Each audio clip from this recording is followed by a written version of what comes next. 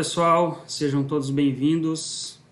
Eu me chamo Marcelo, eu sou especialista de produtos aqui da Altus. Hoje a gente vai falar um pouco sobre Data Logger, o tema do nosso webinar de hoje. Então, seu PLC pode ser um Data Logger. A gente vai explorar aí a função Data Logger do Master Tool e com ela a gente vai entender um pouco mais das funcionalidades de coleta de informações, né, de que forma eu posso fazer a coleta dessas informações. Eu posso fazer através de uma memória de massa, eu posso aproveitar a própria memória do CLP para fazer isso. A gente vai ter aqui o Nexto XP340, né, o Express, para fazer alguma demonstração. Inicialmente, né, a gente vai começar com uma parte mais teórica, eu vou explicar para vocês um pouco o que é o Data Logger, por definição, certo? E aí a gente vai passar para a prática, eu vou abrir o Master Tool junto com vocês, aí a gente vai fazer uma configuração do bloco de função e a gente vai fazer alguns testes. Fiquem à vontade aí para mandar perguntas, dúvidas, a gente vai estar recebendo e aí no decorrer do webinar a gente vai responder essas dúvidas na medida do possível e qualquer coisa a gente pode também num segundo momento mandar para vocês as respostas a esses questionamentos, ok? Vamos passar aqui. Bom, primeiro uma parte mais conceitual, né? Quem é da área de automação industrial já deve ter em algum momento se deparado aí com essa funcionalidade, né? Mas basicamente um Data Logger, né, é uma tecnologia que nós utilizamos para fazer aí registro e coleta de dados e através disso eu consigo de uma forma histórica, né, fazer a interpretação de informações de acordo com o tempo, ou seja, eu posso gravar um dado como um nível, uma temperatura, né, num registrador e poder fazer análise dessa variável aí ao longo do tempo, ao longo dos dias, das semanas, para justamente determinar o comportamento dessa variável ou algo do tipo, né? Então, é muito utilizado hoje na indústria para justamente a gente ter a possibilidade de fazer uma avaliação histórica, né, da evolução de uma determinada variável, né? Existem várias aplicações, né, para os Data Loggers. Data Logger, apesar de ser um conceito, existem dispositivos que funcionam especificamente com para essa função, né, para essa funcionalidade. Então eu consigo adquirir dispositivos que fazem essa leitura e esse armazenamento. Eu tenho o Data Logger em forma de softwares que vão comunicar através de um sensor e fazer a coleta num computador, por exemplo. E tenho também a aplicação que a gente vai ver hoje, que é um bloco de função, né, que vai fazer a leitura de uma variável através do CLP, coletar esses dados, registrar esses dados através desse bloco de função do programa que a gente vai desenvolver e posteriormente armazenar isso em algum tipo de memória, né? Então as aplicações são as mais diversas hoje, não só para a indústria, mas para a agroindústria, biomedicina, né, aplicações na área de meteorologia, são exemplos aí onde nós podemos estar utilizando esse tipo de tecnologia, esse tipo de recurso que é o Data Logger. Bom, como eu falei lá no início, né, a gente vai falar sobre o Data Logger, sobre o contexto, né, digamos assim, sobre o pano de fundo do Nexto Express, né, o XP340, que a gente vai usar aqui na aplicação, que é justamente, né, o equipamento que nós vamos utilizar para embarcar a tecnologia do Data Logger da Altus aqui nesse nosso webinar. Eu até tenho aqui, eu vou mostrar para vocês, né, um Nexto XP340 da Altus, numa maleta. Essa é a nossa maleta de demonstração, e eu vou utilizar ela, né, para rodar essa função de Data Logger e vou interagir de certa forma aí com as entradas e saídas para tornar aí o processo mais didático possível, né? Como vocês podem notar, aqui embaixo até já tem um pendrive aqui, ó, né, um pendrive conectado, que é uma das alternativas que eu tenho para fazer o armazenamento dos dados, né? A gente vai ver mais à frente, eu tenho algumas possibilidades, uma delas é o pendrive. Então esse é o equipamento que a gente vai utilizar para justamente fazer a demonstração no webinar de hoje. Um pouquinho das características desse produto, né? Esse produto é um CLP da Altus de pequeno e médio porte, né? Eu consigo ter uma quantidade bem interessante de I/Os e eu consigo também expandir, eu consigo dobrar a quantidade dessas I/Os. Por padrão eu tenho, portanto, 16 entradas, 16 saídas digitais, né? Eu tenho algumas analógicas também, eu tenho entradas analógicas para temperatura, se eu quiser colocar, por exemplo, um PT100. E aqui eu também destaquei, né, a questão da memória. Eu tenho 8 MB de memória de CPU para arquivos de usuário, e é essa memória especificamente que a gente vai utilizar para fazer o armazenamento dos dados do Datalogger. Então eu tenho 8 MB aí que eu consigo compartilhar, entre outras questões, também com os meus arquivos que são armazenados do Datalogger. Então tem bastante coisa para poder armazenar, sendo que eu também consigo aí, através de uma alternativa com pendrive, aumentar muito a capacidade de armazenamento desses Datalogger, né? Um destaque que eu sempre trago aí do Express, né, principalmente dessa linha do XP, né, 340, é a questão da conectividade. Então ele tem uma série de recursos que me permitem, né, a conexão através de diversos protocolos. E aí tem alguns exemplos, né, o próprio Modbus, que é o, digamos assim, mais tradicional, mas também o CANopen, o próprio OPC, o MQTT, que são protocolos aí bastante em alta aí com relação a novas tecnologias de conectividade, indústria 4.0, né? Então eu tenho uma série de recursos bem interessantes, banco de dados, sem contar que esse equipamento ele é totalmente programado, né, baseado na norma IEC 6131. Então o desenvolvimento, a gente vai ver depois o Master2 ECXZ, né, que é o nosso software de programação, ele já é totalmente baseado nessa norma. Como eu falei, né, o Master2 ECXZ é o nosso software de programação, é a nossa ferramenta que eu vou utilizar, né, para desenvolver, nesse caso específico, o bloco funcional do Datalogger, mas é a ferramenta que eu consigo desenvolver aí até em 5 linguagens a programação para fazer a utilização aí do meu CLP, seja o Express, seja o Nexus.jet ou outras famílias de CLPs da Altus, né, que permitem a conexão aí com o Master2 ECXZ. É uma ferramenta bem versátil, né, uma série de recursos e características, a gente vai ver alguma delas aí durante o decorrer do webinar, né, simulação, enfim, né, tem uma série de funcionalidades aí que são bem interessantes para esse produto. Aqui algumas das características que eu falei para vocês, né, então vou marcar aqui. Depuração e monitoramento online, alteração online, então eu posso fazer alterações aí de determinadas características do meu programa online, sem parar, então, a execução da CPU, simulação, né, variáveis simbólicas, fácil configuração de hardware, diagnósticos do sistema, então eu consigo coletar várias informações que são diagnósticos das CPUs que eu vou estar comunicando, né, lista de variáveis globais, que são aquelas variáveis que eu acabo utilizando em todas as partes do meu programa. Isso aí é um tipo de variável que a IEC 6131 preconiza na sua norma, né? E área de memória para código-fonte, então eu consigo fazer o download do código-fonte para posteriormente também permitir com que seja feito o upload dessa informação, né? Desse arquivo. Então aqui tem um exemplinho para trazer para vocês. A gente falou aí brevemente das linguagens de programação, então eu tenho uma série de linguagens de programação as quais eu consigo optar aí para ter aí a melhor performance no meu programa. Eu posso optar por uma linguagem textual quando eu quero otimizar determinado ponto do meu programa, eu posso usar um ladder quando eu quiser fazer um intertravamento, então eu tenho algumas facilidades dessa linguagem, enfim. Eu vou usar a linguagem de programação que mais se adequa aí a minha aplicação, mas também ao conhecimento que eu tenho com relação à programação. Então isso torna a ferramenta aí bem versátil, né, bem completa.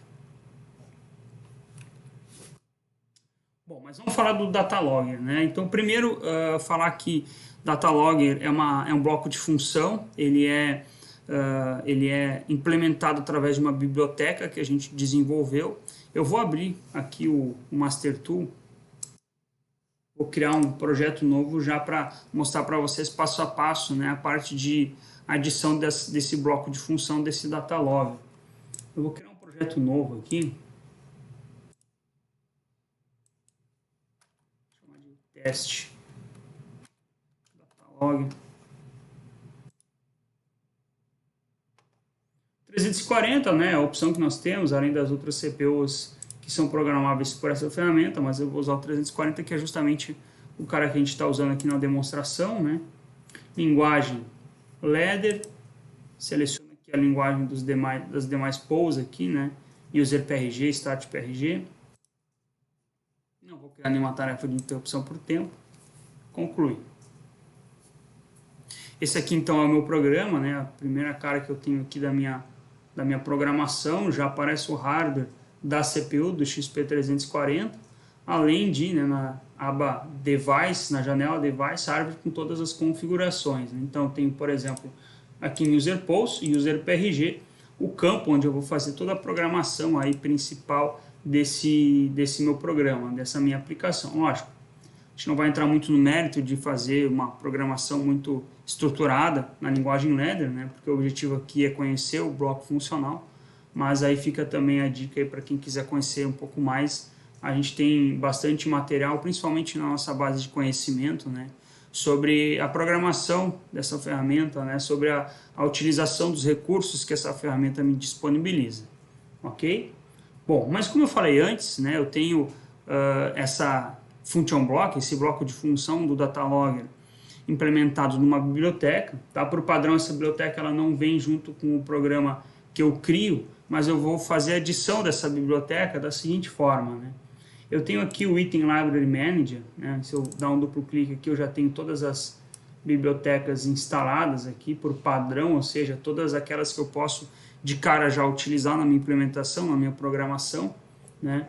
E a biblioteca do Datalogger eu vou adicionar da seguinte maneira, tá? Add Library, né? Então clico aqui em cima. Essa biblioteca ela já é adicionada quando eu faço a instalação do Master Tool, então eu não preciso me preocupar em buscar isso de algum lugar, né? De alguma base. Aqui eu procuro em Application Common, né? A minha lib Datalogger, né? Tá aqui essa minha biblioteca. Vou dar um OK aqui. Automaticamente ela já adiciona aí as bibliotecas dessa aplicação em específico à biblioteca da função Datalogger. Até se eu abrir aqui eu vou conseguir enxergar, né, o function block, justamente o Datalogger, que é a função que a gente vai utilizar para fazer a programação, né, que é o que a gente vai ver agora em seguida. Perfeito? Bom, a gente vai voltar aqui na User PRG, que é o nosso programa principal, digamos assim, onde eu vou fazer a minha implementação. Como eu quero utilizar a biblioteca do Datalogger, né, eu vou ter que adicionar um bloco de função. Eu posso fazer isso através da minha toolbox aqui na lateral, ou eu posso fazer isso também através desses ícones que eu tenho aqui no menu superior. Então vamos, por exemplo, pegar aqui, clicar em Insert Box, né, e eu já tenho um assistente para justamente fazer a adição dessa biblioteca. Então eu vou procurar aqui lib Datalogger, function block Datalogger. Então eu já seleciono aqui e entro para justamente permitir, portanto, a adição desse function block. E lógico, né, todas as entradas e saídas dessa function block estão em branco aí, a gente vai ter que adicionar uma por uma. Perfeito? Bom, vou voltar aqui na apresentação, só para a gente ter uma ordem aqui na apresentação do conteúdo. Portanto, essa é a biblioteca, né? Ela tem alguns parâmetros, essa function block, desculpa, ela tem alguns parâmetros de entrada, alguns parâmetros de saída, a gente vai ver eles no decorrer aí do webinar, qual é a função de cada um deles. Eu tenho parâmetros de entrada, inclusive aqui eu tenho, né, esse parâmetro chamado input, né, do 1 ao 256, que é justamente a quantidade de variáveis que eu consigo salvar simultaneamente no arquivo do Datalogger. Obviamente eu não preciso adicionar todas elas, mas eu tenho a possibilidade, né, de até 256 variáveis. Aqui eu explico o que é cada uma delas, tá? Mas acho que vai ficar mais fácil de mostrar para vocês se eu fizer o seguinte, ó, eu tenho uma aplicação que eu criei aqui,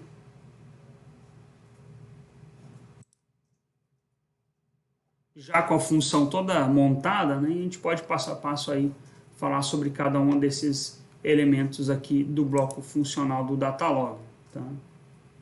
Então aqui essa é a minha função.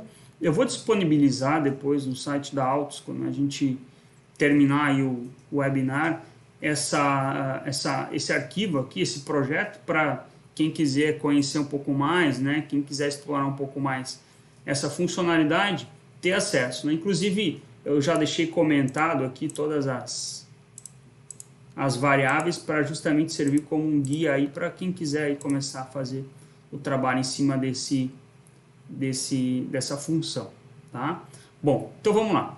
Eu já instanciei essa function block, eu chamei de datalogger, aqui está já o data type datalogger, ela está instanciada. Eu tenho inicialmente uma função, né, uma entrada de enable, aqui eu atribuí a uma i00, uma entrada, por isso que eu falei para vocês, eu vou depois interagir um pouco com a maleta para mostrar o funcionamento dessa function block. Toda vez que eu aciono o enable, eu começo a fazer a coleta dos dados do datalogger. Um detalhe, né, quando eu faço a criação de um banco de logs, né, seja numa memória de um pendrive, num cartão de memória ou na memória flash da própria CPU, eu crio uma pasta nova e toda vez que eu desligo o enable e ligo novamente, uma nova pasta é criada, tá? A estrutura dessa pasta, a gente vai ver depois, ela é composta pelas informações de data e hora, e toda vez que eu fizer isso eu vou criar novamente aí uma nova pasta. Bom, eu tenho, portanto, essa entrada enable, né? Eu tenho outra entrada que é o nome do arquivo. Aqui eu chamei esse nome do arquivo de pasta mesmo, mas o que acontece, né? Quando a gente cria o arquivo, é um CSV, eu vou abrir com o Excel, eu tenho lá o que nomear esse arquivo, ele começa com o nome que eu coloco ali, eu botei pasta, então vai ser pasta, seguida aí por informação de data e hora que esse arquivo foi gerado, ok? Eu tenho essa entrada storage que vai selecionar onde eu quero fazer o salvamento dessas informações. São 3 locais. A própria memória do CLP, eu tenho a possibilidade de salvar isso através de um cartão USB, né, um pendrive, e eu tenho a possibilidade também de fazer esse salvamento num cartão de memória. No caso aqui do Nexus Express, o XP340, eu tenho a possibilidade de salvar na CPU mesmo, na memória flash dele, ou em um pendrive. Eu até criei aqui em cima, depois a gente pode entrar mais nesse mérito aqui, mas eu criei uma funçãozinha, eu mesmo criei, vou deixar também disponível para vocês, para a gente poder fazer a seleção através de entradas digitais. Então eu aciono aí 06, eu seleciono o flash, então eu movo aí o nome correspondente, né, à memória flash para essa variável que é justamente a minha entrada storage, né? Se eu aciono a 07, eu movo aí a variável correspondente à seleção de memória do pendrive, né, para salvar no pendrive, a essa saída. Eu também tenho aqui, depois eu vou falar, né, a i04 e a i05 que movem aí o modo de salvamento aí dos logs para uma variável que vai me dizer se vai ser o modo contínuo ou o modo trigger. Eu tenho aqui o File Records, que é o número máximo de logs, né, no CSV, no arquivo que vai ser gerado. Eu tenho aí uma quantidade aí de 100 até 65.535 linhas que eu posso salvar meus valores nesse meu banco de dados, né, nesse meu arquivo CSV. Eu tenho o Number of Files, que é o número máximo de arquivos que serão gerados, ou, portanto, quantos arquivos do tipo CSV eu vou conseguir gerar. Eu tenho aí até 65.535 arquivos, que vão começar lá com aquele nome que eu falei para vocês, no caso ali é pasta, seguido pela informação de data e hora, então eu consigo colocar essa quantidade inteira de arquivos. O modo, né, eu tenho 2 tipos, modo contínuo e modo trigger, eu vou explorar isso um pouco mais adiante, mas basicamente, né, no modo contínuo eu tenho lá uma variável que é o rectime, que vai determinar o intervalo de tempo em que eu vou fazer cada um dos salvamentos desse meu datalogger. E o modo contínuo vai, durante esse período, fazendo salvamentos constantemente até atingir lá o File Records, né, a quantidade de salvamentos que ele vai fazer no arquivo, né, depois ele passa para um segundo arquivo e assim vai, né, através desse intervalo de tempo no modo contínuo. E o modo trigger, tu atribui uma variável do tipo booleana, né, um bit, sendo que quando esse bit é acionado, quando passa para a borda de subida desse bit, dessa variável booleana, eu aciono o modo trigger. E aí eu salvo uma quantidade X de logs após esse trigger e uma quantidade X de logs que aconteceram antes desse trigger. Então esse aqui é o modo trigger, a gente vai fazer o exemplo, aí é tranquilo de mostrar para vocês, ok? Aqui eu tenho uma outra entrada que é circular. Eu tenho a possibilidade de definir como circular ou não, né? Aqui eu atribuí a uma entrada I01. Esse modo circular, pessoal, ele define como esses arquivos, como esses logs serão salvos. Quando eu seleciono o modo circular, ou seja, quando eu aciono essa entrada, sempre que eu finalizo a quantidade de registros do meu log, em vez de criar uma pasta nova e continuar salvando, no modo circular, ele volta lá para o primeiro endereço que foi salvo e começa a sobrescrever. Então é basicamente isso, o modo circular, sempre que eu finalizo a minha tabela de logs, eu começo a subscrever os logs mais antigos, e com isso eu não tenho, digamos assim, eu não tenho risco de extrapolar, por exemplo, a quantidade de memória de onde eu vou armazenar isso. No modo circular sempre vai apagando os registros mais antigos. Eu tenho aqui uma entrada que se chama Trigger Before e Trigger After, ou seja, eu consigo determinar no modo trigger quantos logs eu vou salvar antes e quantos logs eu vou salvar depois do acionamento do trigger. Eu tenho o trigger propriamente dito, então eu tenho a I02 aqui atribuído ao meu comando de trigger. E o REC intervalo, que é justamente aquele intervalo que eu falei para vocês, no qual eu consigo, a cada estouro desse tempo, eu faço um salvamento dentro da minha tabela de logs.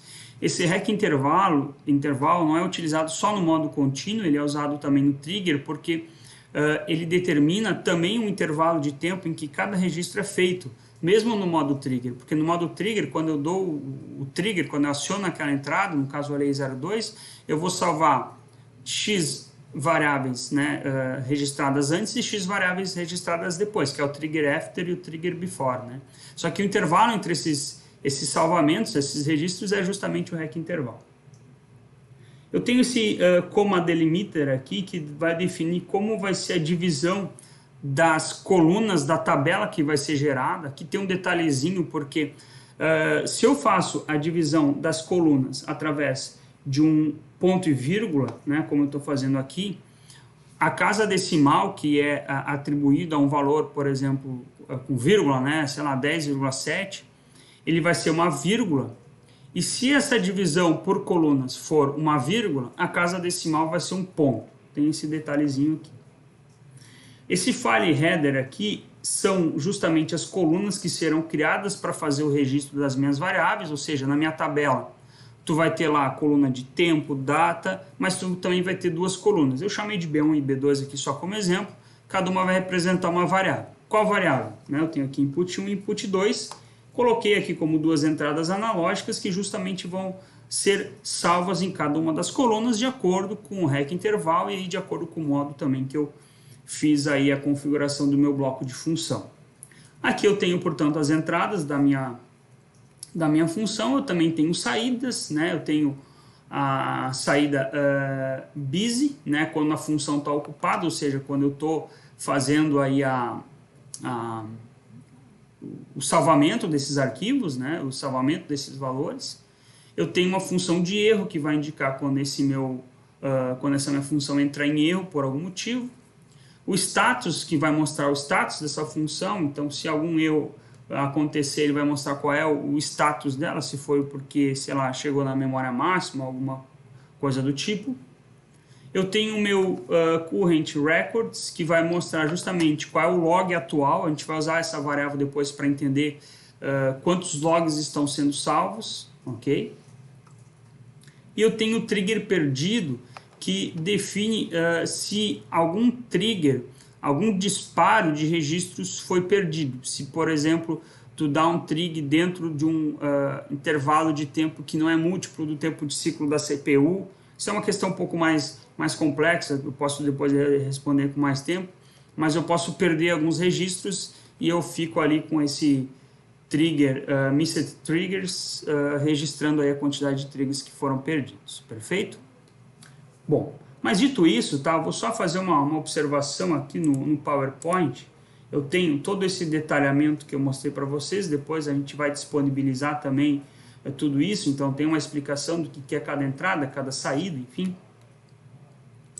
Mas como aqui a ideia é ter viés mais prático desse webinar, eu fui direto aí para o Function Block para mostrar para vocês, perfeito? Bom, eu vou fazer o seguinte, eu vou me conectar aqui na CPU para poder mostrar para vocês então o funcionamento desse cara aí, tá?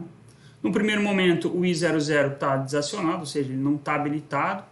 Eu já carreguei as minhas informações, o nome do arquivo, né, qual é a mídia que eu vou salvar, número máximo de variáveis que eu vou salvar num arquivo, número máximo de arquivos, o modo, aqui está modo contínuo, se eu vou selecionar circular ou não, né, trigger antes e trigger depois, então 10 trigger antes e 20 trigger depois, vou mostrar para vocês também.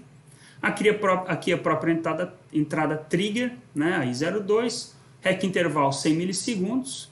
Aqui estão as variáveis aqui, que são variáveis analógicas, se eu mexer aqui vocês vão ver que vão mudar. Elas vão ficar aí sendo utilizadas para justamente fazer o salvamento.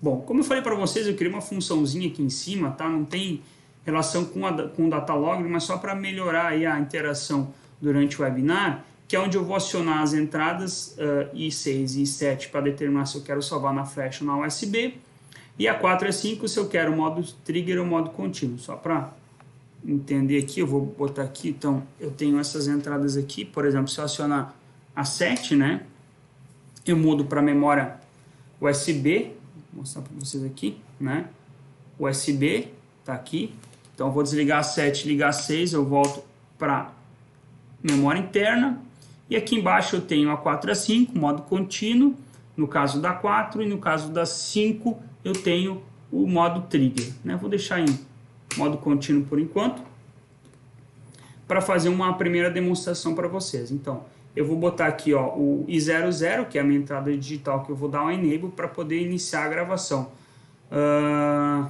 Deixa eu acionar aqui. Notem, tá, que eu estou incrementando aqui os logs, aqui no log atual, portanto eu estou salvando aqui 60, 80 registros daquelas duas variáveis, ok? Já passei do 100, ou seja, já passei do número File or Records, então ele deve ter criado outra pasta, passei de novo do 100, estou com 200, vou parar por aqui. Desliguei, eu tenho 243 registros, né, salvos aí nas respectivas pastas. São os registros justamente daquelas duas entradas analógicas que eu havia mostrado para vocês. Bom, mas como é que a gente faz a coleta dessas informações? Deixa eu voltar aqui para usar isso aqui como um guia, né? Mas eu tenho, portanto, a possibilidade de buscar isso através da minha aba Device, Files, né? E eu tenho aqui dois campos. De um lado eu tenho a memória do meu computador, do outro lado eu tenho a memória da minha CPU e eu posso, portanto, copiar esses valores. Vamos lá para o programa que fica mais tranquilo de ver. Bom, Devices aqui em cima, né? Tem, por exemplo, Communication Settings, onde eu faço a parte de comunicação, mas eu quero vir aqui em Files, né? De um lado, memória do CLP, de outro lado, memória do computador. Vou dar um refresh aqui. Já aparece para mim aqui, ó, Internal Memory, Mass Storage, que é a minha USB, né, meu pendrive, mas eu fiz ali para vocês a primeira demonstração Internal Memory. Então eu entro ali, já crio uma pasta Datalogger, e aqui eu tenho os arquivos feitos, então tenho, deixa eu subir aqui, ó, os 3 arquivos que foram criados a partir daquele primeiro enable do Datalogger. Lembra que foi 200 e poucos lá, então os primeiros armazenaram as centenas, então a primeira centena, a segunda centena, e o terceiro arquivo aí salvou aí o restante a partir dos 200. Como é que eu vou ver isso aí? Eu vou botar, vou criar tem uma pasta aqui no meu ctemp aqui, eu vou selecionar esses caras e vou jogar isso aqui para dentro do meu computador. Eu vou buscar lá meus documentos, ctemp, para mostrar para vocês esses arquivos que foram coletados. Vamos pegar primeiro aqui. Notem que o nome é justamente o nome que eu determinei lá na minha entrada respectiva, né? Vou mostrar aqui para vocês. Essa aqui é a tabela de Excel que foi criada. Eu tenho a coluna record, que vai me determinar qual foi o registro, né? Então eu tenho até 100, que é o meu número máximo. Data, hora ele usa o horário internacional, tá, pessoal? O TC. E aí as duas colunas, B1 e B2, que são as respectivas entradas analógicas que eu configurei na entrada da minha função. Esse é o primeiro arquivo, deixa eu fechar aqui. O segundo, mesma coisa, né? Vamos lá, começa do 100 e vai até o 200, então a segunda centena aí de valores. Lembrando que a gente foi lá para o, deixa eu até lembrar aqui, 243, né? Então o próximo vai ser justamente esse restante aí de registros que essa pasta criou. Tá aqui, ó, 243 é o último. Então eu tenho todos esses registros que foram feitos, tá? Detalhe, deixa eu, aqui tem que passar para do tipo time aqui, né?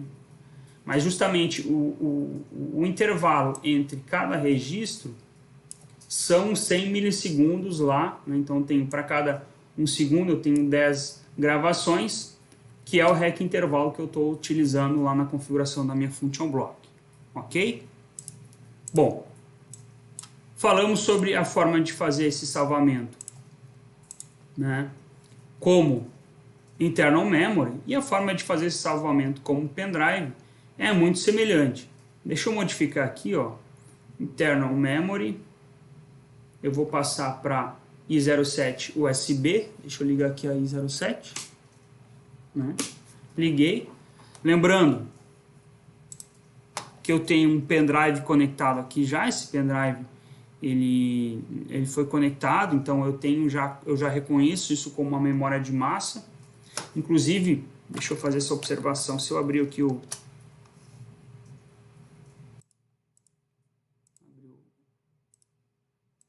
Google aqui, ó, eu vou digitar o IP desse cara aqui para acessar a página de diagnóstico dele, né? Ó, ele já aparece aqui, ó, dispositivo USB armazenamento de massa, tá? Para confirmar aí que ele tem como USB uma memória para fazer o salvamento. Beleza, selecionei como USB para memória de massa, para o pendrive, correto? Desculpa, eu não tinha mudado a tela aqui. Vou voltar para mostrar para vocês aqui.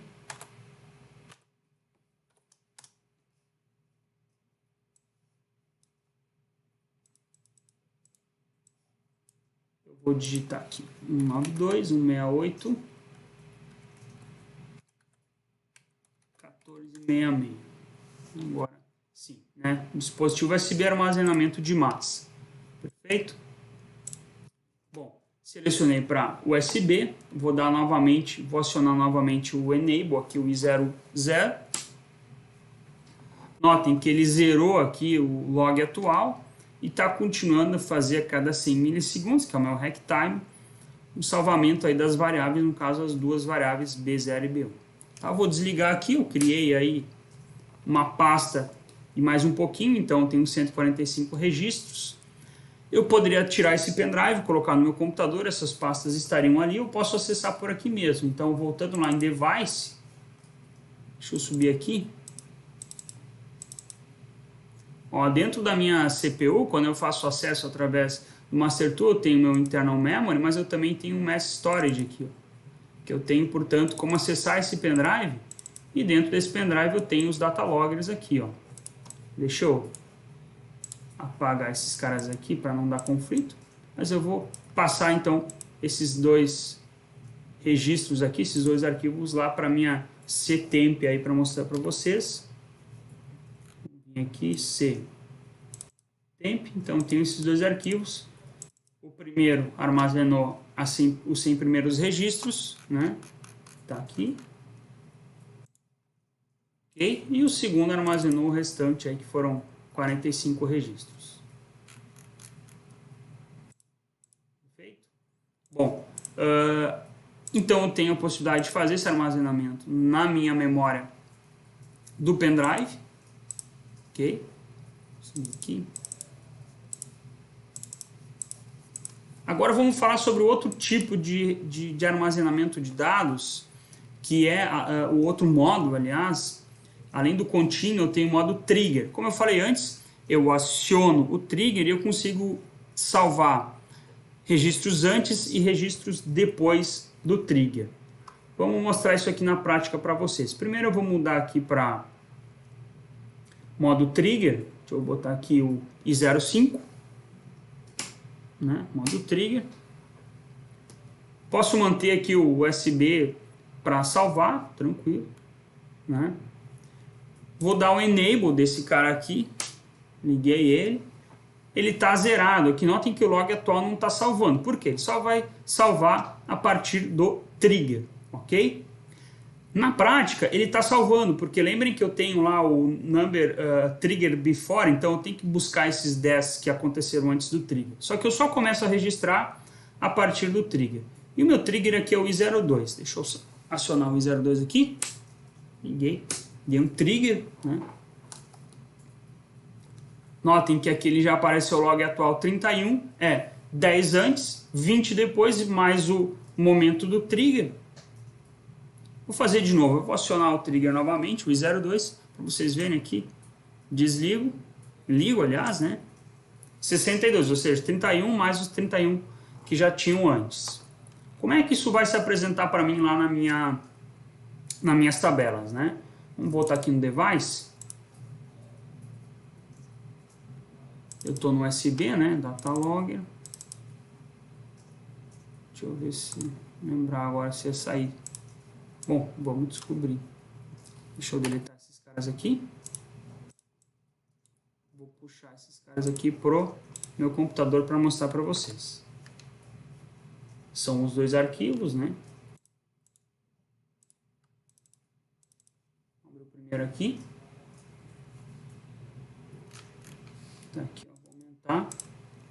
Eu tenho um registro 0, que foi o momento do meu trigger.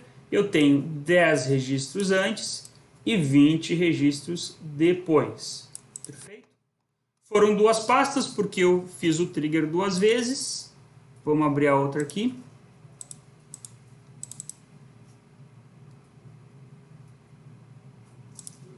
Mesma coisa. 10 antes, né? O momento do trigger, e 20 registros depois. Ok? Aqui tem um detalhe, tá? Eu até vou simular isso aqui para mostrar para vocês. Deixa eu... Isso aqui. Que é o seguinte. Se o intervalo de tempo entre os triggers for menor do que a quantidade de triggers que eu vou estar salvando lá após o trigger propriamente dito, eu acabo não salvando na segunda pasta a quantidade total dos triggers antes, porque parte desses triggers estão no trigger depois do arquivo anterior. Mas fica mais fácil de mostrar na prática para vocês. Tá? Deixa eu tirar aqui, vou dar mais um enable para criar outra pastinha lá. E agora eu vou dar dois triggers aqui, ó, no i02, um logo após o outro, assim, para tentar mostrar para vocês a diferença. Salvei um, salvei outro. Então, vou botar mais uns aqui que fica mais fácil de mostrar. Fiz dois triggers bem rapidinho para mostrar para vocês isso aí. Deixa eu vir aqui no... Tá no Datalogger, aqui na memória de massa. Deixa eu mostrar aqui como é que ficou. Passei de novo para o computador.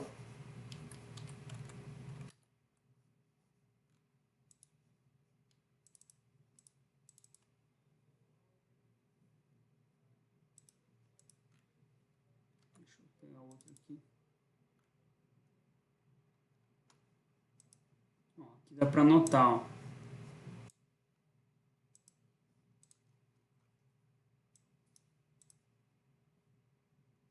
Passar para time aqui. Pegar outro arquivo aqui também. Passar para time.